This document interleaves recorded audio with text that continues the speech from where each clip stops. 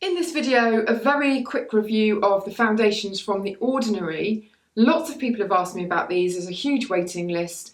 They are taking orders now, but I think they're taking quite a while to deliver. So now that they're out and I've given them a really good test, I thought that I'd go through my thoughts. If you don't know anything about these foundations, they're from the skincare brand The Ordinary, which is one of the brands under the Deciem umbrella. They make very science-led, high-tech sort of skincare and have lots of sub-brands.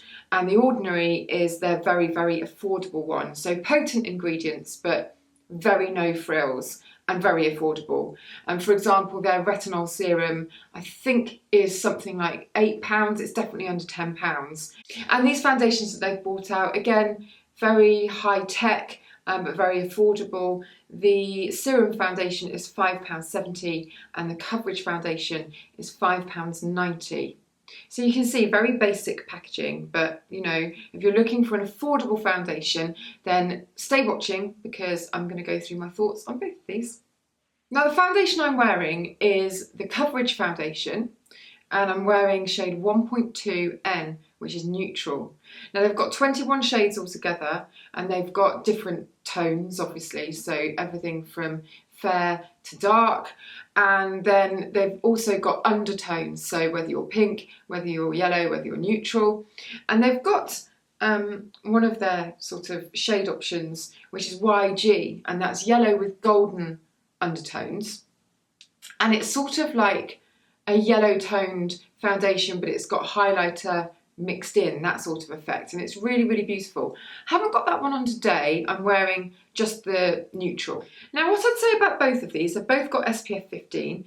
They're both pretty lightweight. I'd say that the Coverage one is creamier in texture than the Serum foundation, but neither of them are particularly dry or particularly dewy in finish.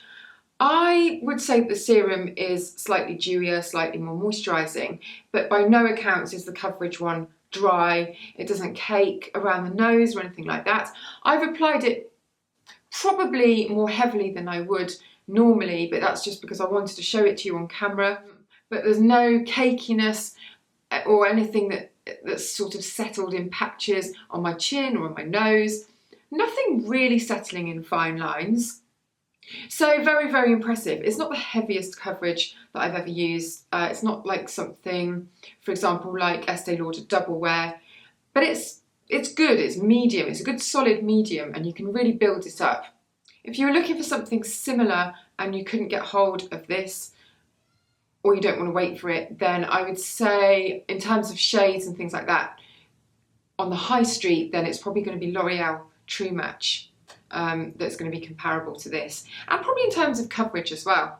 And then there's the Serum foundation.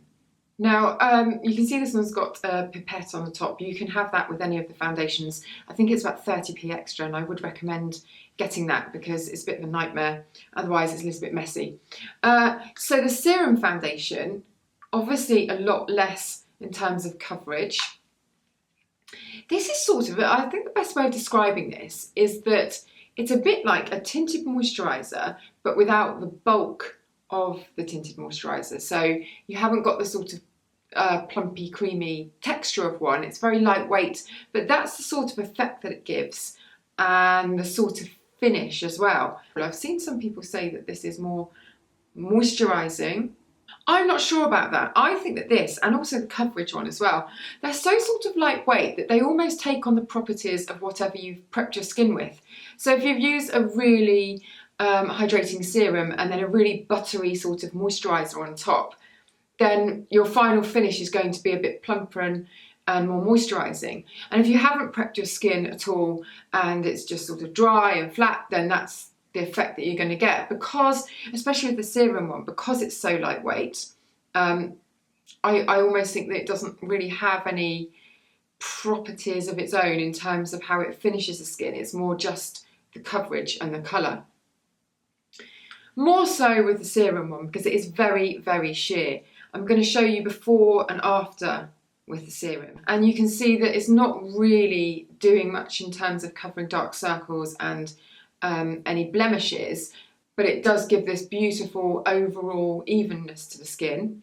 And if you're the type of person that likes to wear tinted moisturiser and you don't like a heavy coverage and you like to go in with a concealer perhaps on top just for your problem areas, then this is absolutely gorgeous. If you want heavier coverage, then obviously, I mean, I know this should go without saying because it's self-explanatory, but go for the coverage one. Would I swap out my high-end ones for those? I'm not sure that I would, only because I quite like to have a bit more bulk to my bases. So I like that real skin effect that's got nice-ish coverage, but it's got a real glow to it. And I think that these are sort of too lightweight in a way. They're pigmented, but I sort of like the plumpness of a really creamy foundation. And then my regular one, which is the Chanel Perfection Lumiere Velvet, I like just because it's so easy to blend and it never looks or feels heavy, and so that's just my favourite one.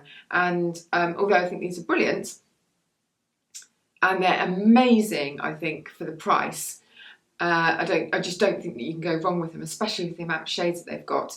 I'm not sure I would swap out my high end, but then that's not a fair comparison really, I don't think, because they cost, you know, 5 times the amount of these easily. Coverage one, I would say, is more long lasting, really sticks around. I don't find that it slides around even on the T-zone. If you have that problem, then just prime with an oily skin primer on the T-zone and your foundation should stick a lot better anyway. Serum one doesn't stick around quite so long. I find by the end of the day you can't really see it, so it's more of just a more casual daytime foundation for me. But both of them very, very good. So hope you found that helpful. I'll put the link to their website below and a couple of other stockist options, which I don't think they are stocked in yet, but keep an eye on those. And I shall see you in the next video.